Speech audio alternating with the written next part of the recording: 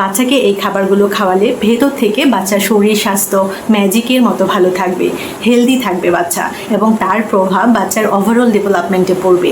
বাচ্চাদের হেলদি ওয়েতে weight gain হবে এবং বাচ্চাদের হাইটও ঠিক মতন বাড়বে। হ্যালো ভিউয়ার্স, জাসমিনস বেবিকেয়ার ইউটিউব চ্যানেলটিতে আপনাদের সবাইকে স্বাগতম জানাচ্ছি। আজকে আমি আপনাদের সাথে শেয়ার করব বাচ্চাদের জন্য কিছু গুরুত্বপূর্ণ খাবারের কথা, যে খাবারগুলোতে যদি আমরা একটু পরিবর্তন আনি বা একটু পরিবর্তন করি তাহলে কিন্তু তার প্রভাব বাচ্চাদের শরীর স্বাস্থ্যের উপরে পড়বে, বাচ্চাদের ওভারঅল হেলথ এবং ডেভেলপমেন্টের উপরে বেশ ভালো একটি প্রভাব পড়বে। চলুন জানি কোন কোন খাবারের রিপ্লেসমেন্ট হিসেবে আমরা কোন খাবারগুলো রেগুলার বেসিসে বাচ্চাদের ডায়েট চার্টে রাখতে পারি এবং বাচ্চাদেরকে খাওয়াতে পারি। তো প্রথমেই আমি শেয়ার করব যে পুরনো খাবারগুলো বছর বছর ধরে কন্টিনিউ হয়ে আসছে, আমরা নিজেরাও খেয়েছি আমাদের ছোটোবেলায়, ইভেন আপনারাও খেয়েছেন আপনাদের ছোটোবেলায়, এবং এখনও বাচ্চাদেরকে ছোটোবেলা থেকেই খাওয়ানো হচ্ছে।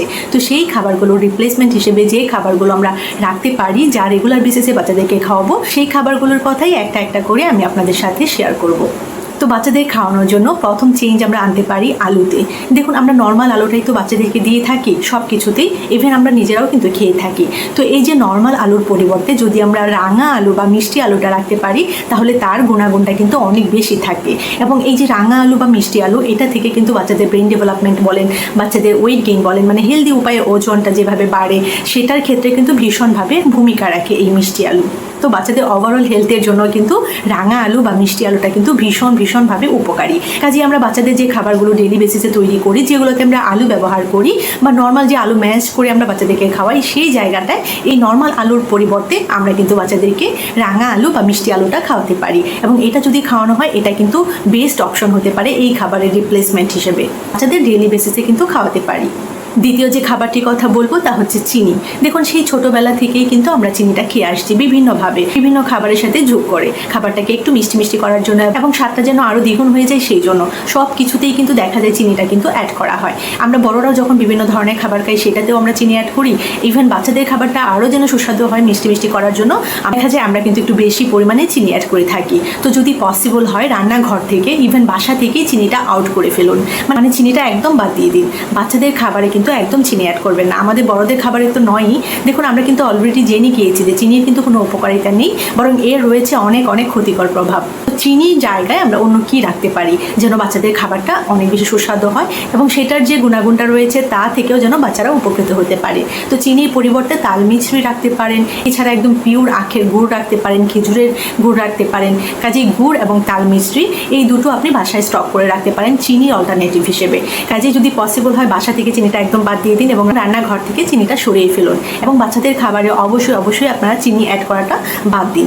দেখুন, চিনিতে যতটা তাড়াতাড়ি গ্লুকোজের মাত্রাটা শরীরে বেড়ে যায়, এই যে তাল মিছরি বা আখের বা খেজুরের গুড়ের কথা বলছি, এগুলো কিন্তু একটু স্লো বাড়ায় গ্লুকোজের পরিমাণটা, সেই জন্য এই খাবারগুলো কিন্তু চিনির মতো অতটা ক্ষতিকর নয়। আবার এই খাবারগুলো যখন বাচ্চার খাবারে অ্যাড করবেন দেখবেন স্বাদটাও কিন্তু বেশ ভালো বজায় থাকে। এবং এই যে তাল মিছরির কথা বললাম বা গুড়ের কথা বললাম, এগুলো কিন্তু চিনির মতো করে রিফাইনও করা হয় না, সেই জন্য যেহেতু এগুলো রিফাইন করা হয় না, এগুলোতে যে গুণাগুণটা থাকে সেটা কিন্তু বজায় থাকে। কাজেই তাল মিছরি অথবা আপনি গুড়টা বাচ্চার জন্য স্টক করে রাখতে পারেন চিনির পরিবর্তে। 3 নম্বর যে খাবারটির কথা বলবো, যেটা বহুদিন ধরে চলে আসছে এবং যেটা রিপ্লেস করা উচিত, তা হচ্ছে বিস্কুট, মানে বিস্কিট। দেখুন, আমরা কিন্তু সবাই বিস্কিটটা খেয়ে অভ্যস্ত এবং আমরা বাচ্চাদেরকেও কিন্তু অভ্যস্ত করাই। দেখা যায় বাসায় কিন্তু বিভিন্ন সময় তারা নিজেরাই হয়তো আবদার করে বিস্কিট খেতে, অথবা আমরা নিজেরাই কিন্তু বাচ্চাদেরকে বিস্কিট দিয়ে থাকি। তো দেখুন, আমরা সবাই জেনে গিয়েছি যে নর্মাল যে বিস্কিটগুলো পাওয়া যায় বা নর্মাল যে বিস্কিটগুলো আমরা খাই বা খাওয়াই বাচ্চাদেরকে, সেগুলো কিন্তু ময়দা এবং চিনি দিয়ে তৈরি করা হয়। তাছাড়া সেটাতে কিন্তু পাম অয়েলও অ্যাড করা হয়। কাজে এই খাবারটা কিন্তু মোটেই স্বাস্থ্যকর নয়, আমরা জানি। তো সম্ভব হলে ভালো মানের বিস্কিট বাচ্চাদেরকে খাওয়াবেন, সম্ভব হলে বাসায় তৈরি করে বাচ্চাদেরকে বিস্কিট তৈরি করে খাওয়াবেন। নর্মাল যে কুকিজগুলো তৈরি করা যায় আটা দিয়ে, ঘি দিয়ে, সেটার মধ্যে একটু ড্রাই ফ্রুটস পাউডার অ্যাড করে নর্মাল বাসায় আপনি কুকিজ তৈরি করে বাচ্চাদেরকে খাওয়াতে পারেন। এছাড়া আপনি এমন ধরনের বিস্কিট বাজার থেকে কিনে আনুন বাসায়, যেটার মধ্যে পাম অয়েল থাকবে না, বাজে সুগার বা বাজে চিনি থাকবে না, এছাড়া ময়দা থাকবে না। আছে তো এই 3টা ইনগ্রিডিয়েন্টস বাদ দিয়ে যে বিস্কিটগুলো তৈরি করা হয়, সেই ধরনের বিস্কিট বাচ্চাদেরকে সার্ভ করুন। তো আপনার মনে হয়তো প্রশ্ন আসতে পারে যে সব ধরনের বিস্কিট তো ময়দা দিয়ে তৈরি হয়, ময়দা ছাড়াও কি বিস্কিট তৈরি হয়? অবশ্যই ময়দা ছাড়াও কিন্তু বিস্কিট তৈরি হয়, যেমন ওটস পাউডার দিয়েও কিন্তু বিস্কিট তৈরি করা হয়, এছাড়া মাল্টিগ্রেইন দিয়ে কিন্তু বিস্কিট তৈরি করা হয়। হয়। তো বিভিন্ন ধরনের ফল দিয়েও কিন্তু বিস্কিট তৈরি করা হয়, ব্যানানা ফ্লেভারের, অ্যাপেল ফ্লেভারের, এছাড়া স্ট্রবেরি ফ্লেভারের। তো বিভিন্ন ধরনের ফলের নির্যাস থেকে সেটার সাথে ওটস পাউডার মিক্স করেও কিন্তু বিভিন্ন ধরনের বিস্কিট বাজারে কিনতে পাওয়া যায়। তো আপনি দেখে নেবেন যেগুলো ময়দা দিয়ে তৈরি ছাড়া, এছাড়া পাম অয়েল অ্যাড করা নেই, এছাড়া সুগার অ্যাড করা নেই, সেই ধরনের বিস্কিট বাচ্চাদেরকে দেবেন। তো এখন হয়তো আপনি ভাবছেন যে সব ধরনের বিস্কিট তৈরিতেই তো চিনি অ্যাড করা হয়, চিনি ছাড়া কি আবার বিস্কিট মিষ্টি হয় নাকি? অবশ্যই হয়, চিনি ছাড়াও কিন্তু বিস্কিট মিষ্টি হয়। কেননা আপনি এমন বিস্কিট কিনবেন যেটাতে দেখবেন আপনি জাগেরি পাউডার রয়েছে, গুড় অ্যাড করা রয়েছে, অথবা খেজুরটা অ্যাড করা রয়েছে যেন মিষ্টি মিষ্টি হয়, ব্যানানা মানে কলা অ্যাড করা রয়েছে যেন মিষ্টি মিষ্টি হয়। তো চিনি ছাড়াও কিন্তু অনেক ধরনের বিস্কিট রয়েছে। আপনি যখন বাচ্চার জন্য বিস্কিট কিনতে যাবেন তখন আপনি একটু চেক করে নেবেন যে কোন ধরনের বিস্কিটগুলোতে কি কি ইনগ্রেডিয়েন্টস রয়েছে, এবং একটু ভালো মানের বিস্কিট কিনবেন যেগুলোতে আমি যে ইনগ্রেডিয়েন্টসগুলোর কথা বললাম সেই উপকরণগুলো থাকে। সুতরাং নর্মাল বিস্কিটের জায়গায় আপনি ভালো মানের বিস্কিট বাচ্চার জন্য রাখবেন যেগুলোতে এই উপকরণগুলো থাকবে। এছাড়া আপনি বাসায় নর্মালি বাচ্চার জন্য নিজে নিজে তৈরি করবেন, বাচ্চার জন্য বাসায় তৈরি বিস্কিট। তো সেটাই বাচ্চার ওভারঅল হেলথের জন্য কিন্তু ভীষণভাবে স্বাস্থ্যকর হবে এবং উপকারী হবে। 4 নম্বর যে খাবারটির কথা বলবো তা হচ্ছে নুডলস বা চাউমিন।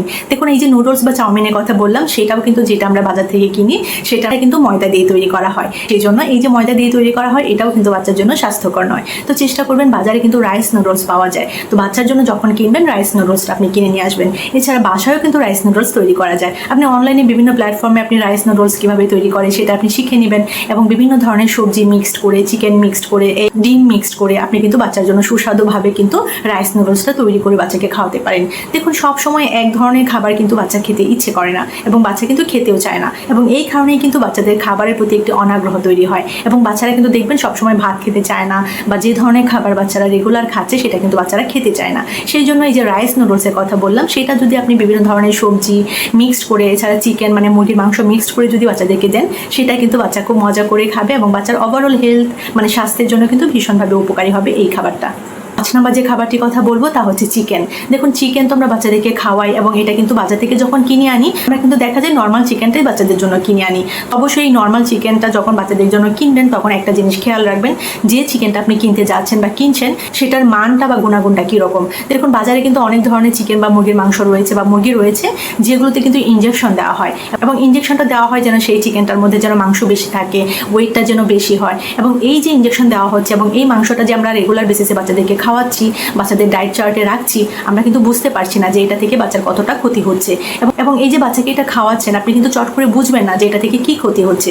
যখন দিনের পর দিন বাচ্চাকে এই চিকেনটা আপনি খাওয়াবেন, বাচ্চার ডায়েট চার্টে যখন রাখবেন, এবং বাচ্চা যখন খেতেই থাকবে তখন কিন্তু দেখা যায় বা আপনি দেখতে পারবেন যে বিভিন্ন ধরনের খারাপ প্রভাব বাচ্চার স্বাস্থ্যের উপর কিন্তু পড়ছে এবং পড়ে থাকে।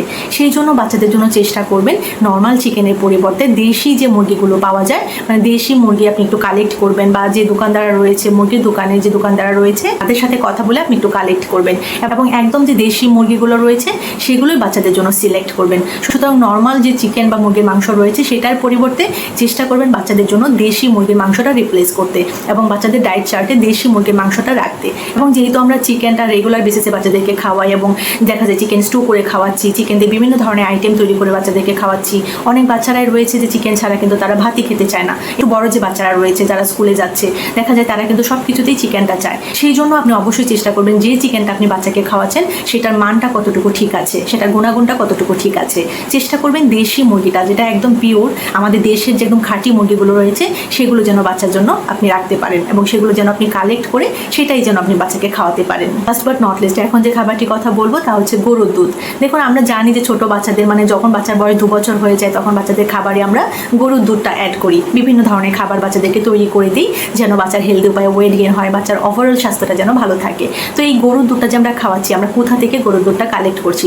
দেখা যায় আমরা সব জায়গায় কিন্তু আমরা এমন গরুর দুধটা কালেক্ট করি যেখানে ফার্ম রয়েছে বা ফার্ম থেকে সরাসরি সেই দুধটা আসে। তো সেই ফার্মের গরুর দুধটাও কতটুকু বাচ্চাদের জন্য স্বাস্থ্যকর বা উপকারী সেটা কিন্তু আমরা জানি না।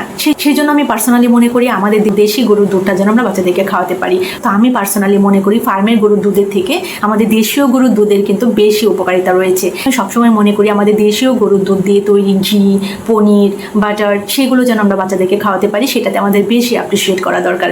কেননা দেখুন, আমরা কিন্তু ডে বাই ডে কিন্তু দেশীয় পণ্যের দিকে ঝুঁকে যাচ্ছি, সেগুলো আমরা বেশি পছন্দ করি। যে দেশীয় শাকসবজিগুলো রয়েছে সেগুলোতে কিন্তু আমরা বেশি ট্রাস্ট করে থাকি। ঠিক তেমনি কিন্তু আমি মনে করি যে দেশীয় যে খাঁটি গরুর দুধ রয়েছে, নর্মাল যে ফার্মের গরুর দুধ, সেটা থেকে কিন্তু বেশি উপকারিতা রয়েছে। যদি আপনার কাছে অ্যাভেলেবেল থাকে বা যদি আপনার কাছে মনে হয় যে সম্ভব খাওয়ানো, সেই ক্ষেত্রে আপনি খাঁটি যে দেশীয় গরুর দুধটা রয়েছে সেটা আপনি আপনার বাচ্চাকে খাওয়াতে পারেন।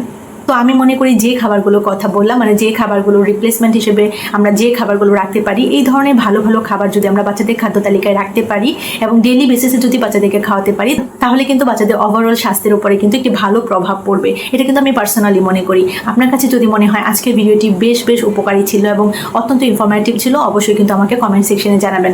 এবং এরকম ছোট বড় আরও অনেক ইনফরমেটিভ ভিডিওস পেতে আমার চ্যানেলের সাথে কানেক্টেড থাকবেন। যদি এই ভিডিওটি আপনার ভালো লাগে, অবশ্যই শেয়ার করে দেবেন আপনার সোশ্যাল মিডিয়া প্ল্যাটফর্মে এবং এই ভিডিওটিতে একটি লাইক করে দিয়ে আমাকে আরও বেশি উৎসাহিত করবেন, যেন আমি আরও ভালো ভালো কন্টেন্ট আপনাদেরকে উপহার দিতে পারি। তো সবাই ভালো থাকবেন, বাচ্চাদেরকে ভালো রাখবেন। আল্লাহ হাফেজ।